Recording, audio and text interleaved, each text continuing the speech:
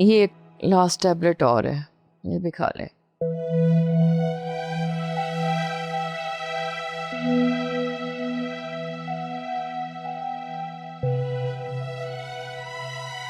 दवाइयाँ खिला खिला के मारोगे मुझे। अल्लाह ना करे, कैसी बातें करते हैं आप।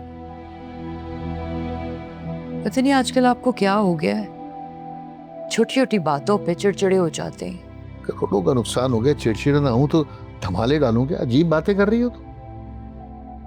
मुझे अंदाजा है, लेकिन आपका नुकसान हो गया, उसका सारा गुस्सा आप हम पे क्यों उतारते हैं? कई साल गुजर गए हमारी शादी को, लेकिन तुम मेरी आदतों को समझ नहीं पाई हो।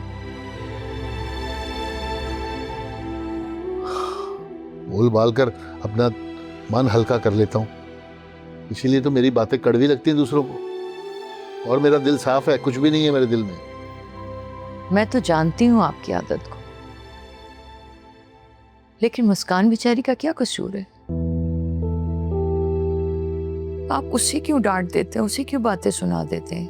ये जो मासूम शक्लें है ना, ये तुम्हें धोखा दे सकती है, मुझे नहीं।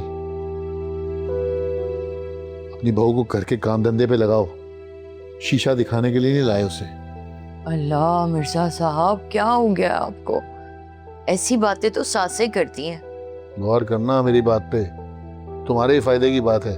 तुम छोटे घर से बहू लाई थी ना घर के काम काज कराने के लिए, तो कराओ फिर उसे। ऐसा बिल्कुल भी नहीं है, और अभी नई नई शादी हुई है उसकी, और वैसे भी करती तो है सारे काम, आगे भी उसी ने ही करने हैं। मुझे कुछ नहीं सुनना, मुझे वो लड़की घर के काम काज करते दिखाई देनी चाहिए। मुफ्त की रोटियां तोड़ने के लिए नहीं लाया, और लोग बहुत हैं रोटियां खाने के लिए।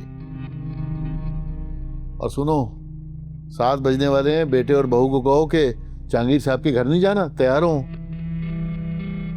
हाँ, मैं तो बिल्कुल भूल गई थी, हमें भी तो जाना है। तो फिर मैं नहीं जाऊंगा, मेरे सर में दर्द है। उनको बोलो कि जाएं, उनका जाना बहुत जरूरी है वहां। ठीक है, मैं कहती हूँ उनको। अब वैसे भी आपको डॉक्टर ने आराम करने का कहा है, आप आराम कीजिए।